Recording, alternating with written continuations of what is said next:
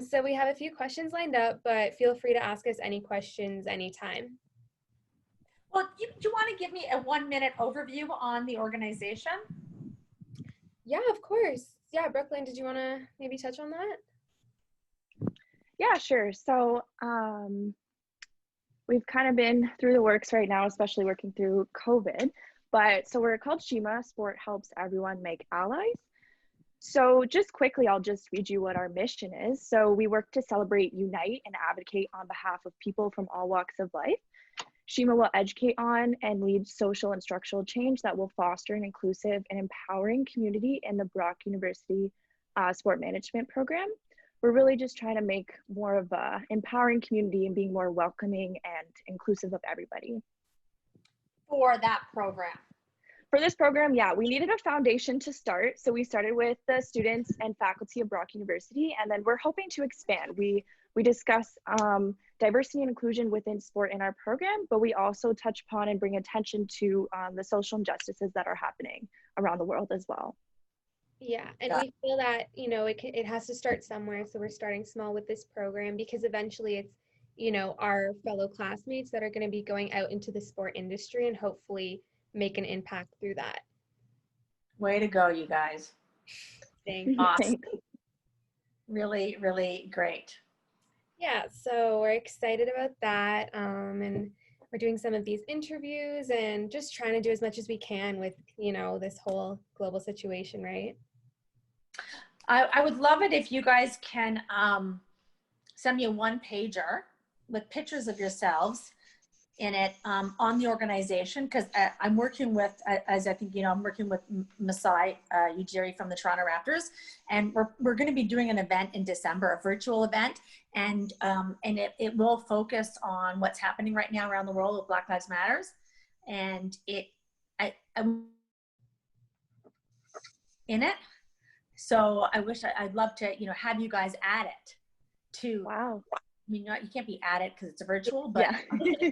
but a part of it, just talking about, because we need to get young people to start doing these things like you're doing. That would be incredible. Thank you for that. Well, so what what I'll do is I'll probably present to Masai, you know, not myself and some other people, you know, 8 to 10 options of different youth doing things. And we want to provide simple things, not, you know, to make it not seem like it's you know, overbearing or, I mean, hard to accomplish. So, and then he'll choose maybe 2 of those 10. Yeah, that's incredible. That would be great. Yeah, definitely. Great. So yeah, we'll definitely do that. So I think I'm going to start with some of the questions we have for you. So as sport management students, we would love to hear about your experiences in the sport industry. So could you tell us a little bit about what you did in your experiences working in your position that you had with Maple Leaf Sport and Entertainment? Sure. Sounds good. Now, I did work in a number of roles at MLSC, but I think what is more important for you guys to hear about at your age is how I started in the industry. Because once you're in, you can stay in, you know, and you work hard and you do well, then you'll stay in the industry and move up the ladder. But I can talk about how I got in, and it's really about perseverance and not giving up. I always wanted to be in the sport industry, and when I heard that Toronto won the franchise for a new basketball team, I got really excited and I wanted to apply. Obviously, you know, 8,000 other people would want to apply, predominantly men, because everybody wants to work for a sports franchise, as there are not many in Toronto that you can work for, or in Canada. So I applied, which would do nothing. And I had to become creative to figure out how I was going to get a job there. And there were only about 5 employees at the time, one being the president. And then they had a VP of marketing who came from the Phoenix Suns. His name was Steve Weber. And then they had probably somebody in finance and somebody in marketing, head of marketing. So I focused, it was the person in sales and marketing from the Phoenix Suns that was going to do any hiring. So, you know, I just read his name in the newspaper and started cold calling him and bothering him to get a job. And he was like, no, we're not hiring yet. We're not hiring. Because this was like right at the beginning when they only had, as I said, 5 employees. So I had to try and become creative on how do I get this guy's attention. He wouldn't answer the phone, or, you try hard. So to give you guys advice on how to do that is, one, I would even just pop by their office and sit in the reception, and I would become close with the receptionist and say, hey, is that guy Steve, has he gone out for lunch yet? Do you mind if I sit here and wait for him to walk by? And what do you think the best approach is? So I became really close with the receptionist and just befriending them. And she, took a liking to me and was like, yeah. And she'd even call me if she knew he was, going to be in that day. So I would stalk him that way, in a friendly way. You got to be careful. You got to be careful not to be overbearing, but in a kind, in a kind, kind of welcoming way. And then once I did actually meet him, he still said there was no opportunity at the time, but he said, stay in touch. So in order to stay in touch, I kept reading in the paper, they were looking for big sponsors. And so I heard they were talking to Air Canada. And actually I was working at an investment company at the time. And so I would send him in the mail stock tips on how Air Canada was doing, or how the companies were doing that I knew that they were pitching. And it just showed my assertiveness. It showed that I really, how badly I really wanted it. And it set me apart from the rest of the people. So when the time came that they were able to start hiring salespeople, and those were the first jobs, they needed sales staff, he immediately called me, because I made a point of reaching out to him once a month. And it was probably 8 months later. And once a month I made a point just connecting with him, because you have to be top of mind. So when all of a sudden he's ready to hire, he's like, holy shit, what was that girl's name? He keeps bugging me every single month, and I was hired. So when people tell me that, oh, they apply for jobs and, same with 3,000 other people and they didn't get it, it's because they're really not following up and figuring out the better way to do it, because that's the only way you're going to get a job. Anyway, so I got a job there, started in sales, and then I just worked up the corporate ladder. Luckily, starting a franchise from scratch, new opportunities would open up, because you start small, and then all of a sudden we were going to launch the Toronto Raptors Foundation. And again, they wanted to hire internally, but 10 of us salespeople all applied for the job. They hired an executive director, and I got the job out of the other 10 people, not knowing anything about events, except for that I had volunteered and done a lot of college events myself when I was your age. So that put me ahead of everybody else, because we were all around 22, 23 years old. So I got the job and then started working with Raptors Foundation, learned a lot more about events and sponsorship, and then just kept working hard and moved again internally. When we built the Air Canada Center, I changed and I got promoted to manage all the concerts in the building. And then I got to know all the concert promoters. And then I went to Live Nation, which is a big concert promoter, and started producing concerts and shows and worked all the Olympic Games, which we can talk about eventually. And then 10 years later, MLSE was changing. They got a new president, and they asked me to come back in a real senior role as an executive vice president. So I came back and I was managing facilities, and I was managing shows, and I was managing their events. But it just shows you that once you build a reputation and you're with a company and they really like you, you can leave and come back. So I'm not sure if that answers your question, but great. I didn't even know like all that about you. I just thought, oh, Justina, I know she works in MLSE, so cool. But that's great that you explained kind of, how you got that job, especially for us when we're looking to start into an organization. Yeah, I'll give you some tips later on in the question period on how to do good. that. Yeah, definitely determination and networking is very key. And I liked how you were very persistent, but we also have learned that when you're trying to meet someone or maybe get a job or whatever your reason may be, is kind of trying to know them on a personal note. So say they have social media or LinkedIn, something like that, and you notice, hey, they really like ice skating. why don't I send an article? Hey, did you check this out? I think you'd be really interested, just to kind of get that going, because everybody can go and be like, I really want to know your experiences. I'm sure thousands of people do, but to kind of get your foot in the door or be noticed, like you went and learned about Air Canada and sent him information like that. So I really appreciate that example. I mean, that will help a lot of us in the sport industry as advice.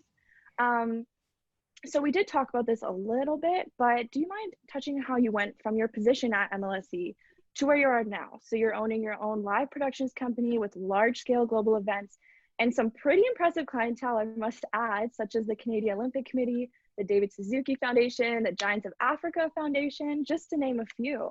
Yeah. So yeah, do you mind elaborating on that just a little bit?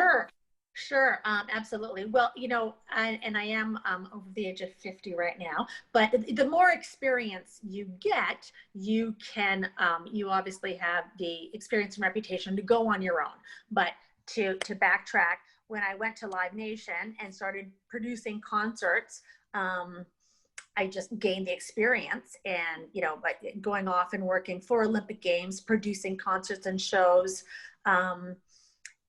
and your reputation is really, really, really important, because for anybody who does want to go on their own, and a lot of young kids in their late 20s come to me, or people who've worked with me or for me, they want to go on their own, and my advice to them is always, don't do it just yet. You really need to build a solid reputation and clientele, because it's your reputation that is going to be the winner. And my 30 years, well, I went on my own 10 years ago. So I had 20 years of experience under my belt before I went on my own. And that 20 years, it gives you a really solid understanding of whatever industry you're in.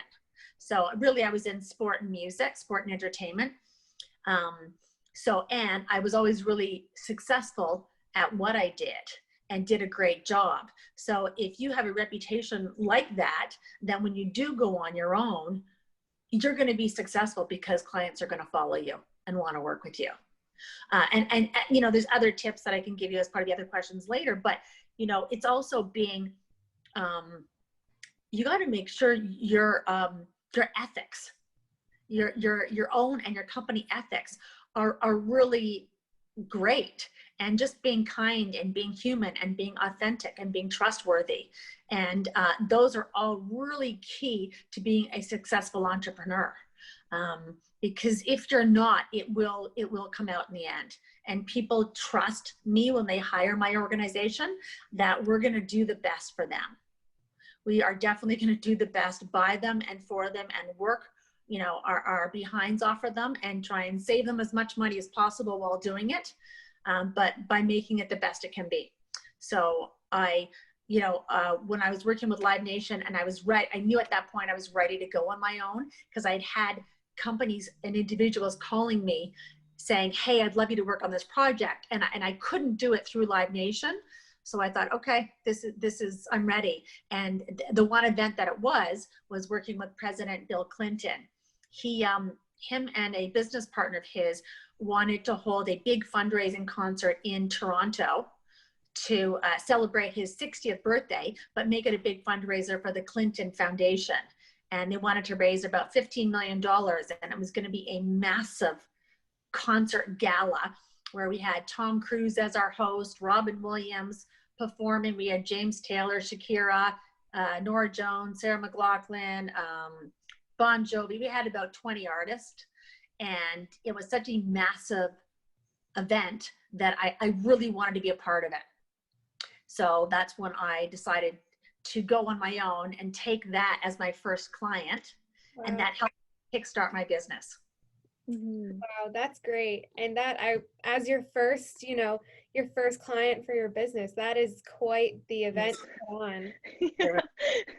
Yeah, that's absolutely amazing. And I really appreciate you touching upon authenticity, trustworthiness, and code of ethics, because I think that can be neglected. And so I'm really glad that you pointed that out as a necessary component as well. Yeah, that really sets you apart. You have to, have that. And what you were saying, the trustworthiness, that trust component between you and the client. Absolutely. So speaking upon some of your events, the Bill Clinton one, that sounds massive and crazy, but I know I personally have been to a few events that your company has put on, such as in Toronto, such as the Oktoberfest and the Toronto Christmas Market, which everybody loves. Yeah. And they're huge scale events as well. So could you tell us a little bit about kind of what goes into putting on those events? Sure. And sadly, the Toronto Christmas Market's going to be canceled this year, but that's okay. We'll be bigger and better next year. Exactly. I think whenever you're planning any event, whether it's a sport one or the Toronto Christmas Market, whenever you're doing it for the first year, because sometimes they're only one-timers and sometimes they're annuals. You're lucky with an annual that you can make it better every single year. With a one-time, you can't. But the big thing, the first step is always taking a step back, thinking big picture, going, what do we want to achieve here? What do we want this to look like? And people sometimes forget that, and they just quickly do the to-dos and the organization aspect to it. But you really got to take a step back and think big picture. What's our vision and what's our goal? And then once you nail that, then it's starting to put together all of the details. Sponsorship is obviously really important. So your first step is always putting together sponsorship decks, and then going out there and pitching, or somebody's pitching, because you got to raise the money. Then the other aspect, your second aspect is venue, deciding where it's going to be, and doing negotiations for the venue, and then finding all your suppliers and doing supplier negotiations, then figuring out your management team that you're going to build. So who do we need? What are the different roles and positions? Building basically the organization chart for that. And then putting them all into place. And then once that's all set and your staff are in place, you're starting to actually organize the event. So it's a long process. And normally any of the big events we work on, you'd love a year, but if you don't have a year, you could do it. We had to do the Clinton gig in 6 months, because that's just the time frame we had. For Olympic gigs, well, usually you need a year, because you have to do site visits. So you're going back and forth doing site visits, but you can pull off them in 6 months if you had to. So 6 months to a year is a lead time for the big ones we do. Yeah. Mm-hmm. Wow, that's incredible. And I mean, we had an event management course in second year, and we just had to plan just one component of an event, and just in that was the incredible amount of work for just that one piece of the event. So I mean, I can imagine throwing on huge events like you've had already, and clearly have done very successful job in that. So I appreciate, I'm going to take note of everything that you've just said right now. It gets easier. Yeah, kind of get a routine. But to just go off that a little bit, I mean, with your extraordinary events, is there any kind of specific advice that you would give someone like Madeleine and I, who are brand new event coordinators, that would kind of help us in the long run? Absolutely. First of all, you got to be confident, and you also can't be afraid to make mistakes, because as you're learning and you're young, you are going to make mistakes. And I never think of them as mistakes. They're not. They're part of growing. So if so many people are afraid of failure, and that doesn't exist in my vocabulary, because we need to fail in order to succeed. So just keep that in mind. If you don't try, you're not going to get anywhere. And what you guys are doing right now by starting this organization is just an incredible experience, and is going to take you further than everybody else. So what you're doing is fantastic. That if you're going to be really successful, you have to work harder than everybody else. So while everybody else is out drinking after work at your age, you're gonna be more successful than them. You just need to work harder. You need to a big thing for me, and I don't know if this has helped my success or not, but it's just part of my ethics, that to be kind to everybody. Everybody you work with, be kind. Don't think you're better than anybody else. Treat everybody equally, because you're going to need everybody. When it comes to event time, I always say the most important part of our staff are the cleaners. the cleaners who get paid $14 an hour are the most important part of our event. Because if that site's not clean, then you're going to get bad marks, right? Nobody wants a messy site or venue, whatever you're doing. So you have to treat everybody equally in order to be successful. I also say be your own person. Be who you are. Don't try to be somebody you're not. I also say to young people who are starting with big companies, don't get involved in office politics. Just stay away from it, because it happens a lot with people in their 20s when they're starting companies. It's really fun, and but just stuff happens, and just stay out of it. I think that's it. Just be confident and be strong, and you know, I don't love when people say, oh, I applied for this position, but I never got a call. That that just does not work in my world, because you're never going to get that call. You have to be proactive. So just keep at it, be proactive, work harder, think differently, and don't be afraid to fail. Thank you. That's great advice. I will be remembering that. Yeah, I really love to, I mean, I loved everything, but I loved the comment on mistakes, because we can make mistakes and learn from them and grow, or make those mistakes and do nothing and nothing changes. And then that stumps your growth, that stumps your development and improving. So I really appreciate that comment as well. No problem. You don't learn by not failing. Like, we're going to fail tons. I keep failing all the time. Mm-hmm. Yeah, these experiences are just gonna help us grow, make us better, and just learn from it and move on after. Yeah, that's great. Thank you for that. No problem. So kind of getting back to our organization and what we do. So Sport Helps Everyone Make Allies, or SHEMA, is trying to change the culture surrounding the lack of inclusion and of women in diverse social groups in sport and beyond. So we understand that sport specifically is still male dominated, but overall numerous organizations are still male dominated to this day. So have you, in all your experiences, ever experienced any feelings of exclusion, feelings of inadequacy, or maybe had to overcome any barriers in such a male dominated industry? Mm-hmm, mm-hmm. I mean, yes, for sure I have. For sure you have.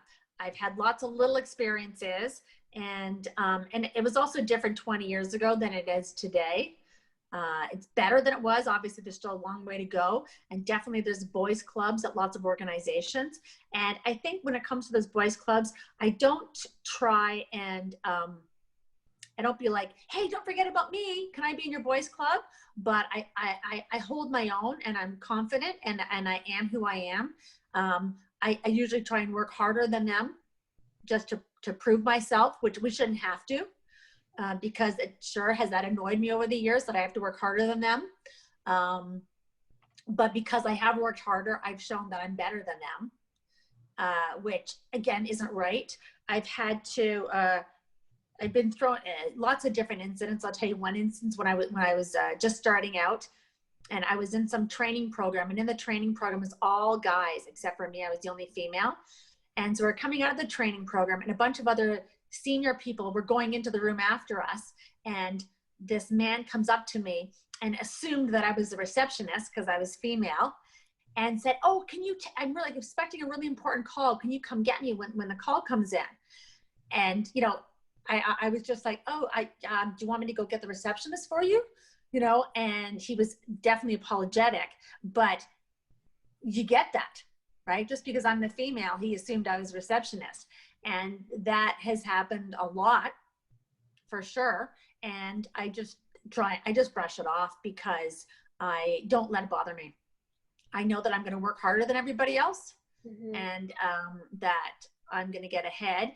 I've never had any sexual advances that have really bothered me, like maybe some minor ones. And again, I just brush it off, pretend it didn't, you know, whatever. But I don't try and push to become one of the boys. I just hold my own, and I'm and try and be very confident and be better than them. Yeah, that's great. I like how you just, you know, you are yourself, you hold your own, and you just do what you got to do. You don't try and become one of the boys. Yeah. Yeah, you do what you do. But yeah, that's, we hope in this near future, hopefully, that Yeah. it doesn't have to be that way.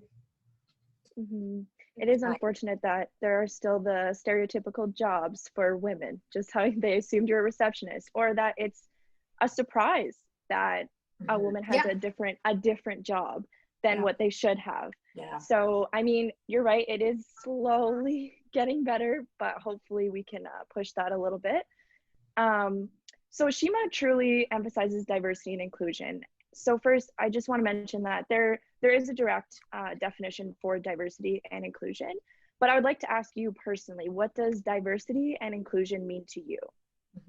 Well, and I think they're a little bit different to me, diversity versus inclusion. So diversity, I think is just, making sure you hire people of different ethnic, or whether it's hiring or, different ethnic backgrounds and cultures. Inclusion to me is just making everybody feel included and part of a team. So that's how I would differentiate between the two of them. I agree. And to add off that, do you mind explaining how you ensure that diversity and inclusion are incorporated into the myriads of events that you execute? Sure. Well, I mean, at the Toronto Christmas Market, for example, we have a lot of staff, so we definitely have a lot of diversity. But really, when it comes to hiring, I really hire, or we hire, for experience.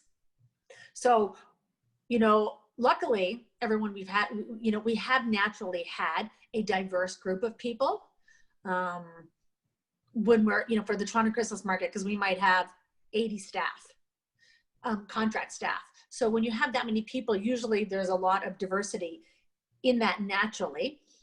When you're just hiring 5 people, you really are hiring for experience. That has to come first, versus me deciding of those 5 people and making sure that there's one Black person, one Indian person, one white person, as long as you're keeping it in your mind that you want to try and have it be a diverse group. So it's really different whether you're having a company of 3 or 4 people or hiring the 80 people. The 80 people that we had for the Toronto Christmas Market were all in their 20s, and there was a myriad of different backgrounds and cultures who are a part of it. And it makes for a great organization when you have that mix, because they're also helping each other. And the Christmas Market is an anomaly because you're getting people who are attending are from all different walks of life. So it's great to have that diversity in your staff. So I think there's a big difference between if you're a company of 5 people or you're a company of 30 people on how they hire, because 30, you want more diversity also just for the organization, like I was saying. But when it's 5 people, you really have to hire for experience. So it's a little bit hard to be diverse there. Inclusion is so important, because it's really important for a team atmosphere, whether you're 5 or 30, a company of 5 or 30, to make sure everybody feels loved and included and not left out. So that's really important. And I preach that a lot at the Toronto Christmas Market. And it's worked so well with our 80 staff, because it's really, and it all stems from the top. So when you're doing your leadership meetings, it has to come from the top on how everybody needs to be included and treat everybody equally. That when we end up having our year-end celebration with our staff, there is so much love at it. And because we have such a diverse group, it's so beautiful to watch. And even this year, we had a woman apply who was disabled in a wheelchair. And she had speech challenges, and she had mental challenges and disability challenges. But she applied to be a brand ambassador at one of our gates at the Toronto Christmas Market. And we thought, God, good for her to be applying, first of all. And we didn't know what to do, because you want to hire her, but obviously is she the best person for the job? No. She has speech challenges, and her job is to be at the front gate talking to our customers. But we decided to hire her. And we decided to hire her because, and we weren't hiring because we felt bad, because we don't want to just hire somebody to feel bad. but because we wanted to show that we're inclusive, and good for her. Let's give her a shot. And here she is putting herself out there to try and do this, being in a wheelchair and having a speech impediment and mobility issues, to work outdoors in the freezing cold. That good for her. She's got some chutzpah to do that. So we hired her, and sure, did we have challenges? Yes. But she was great.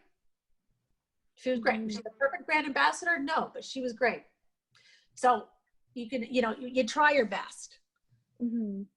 Yeah, I appreciate that story. And it kind of just made me think about how you didn't change yourself for the men in the organization. And so she's not going to change her wants and her aspirations based on things that are happening with her personally. Yeah. So I think that's a great story that you explained. And truly just having a diverse organization just brings in so many more perspectives and ideas and thoughts that, it could be a real advantage for your organization. 100%. And also all the other staff, the brand ambassadors, they loved it that we hired her, and they had to take extra care of her, of course. Mm-hmm. And it was really great. It was really nice. I think it made people kinder. Mm-hmm.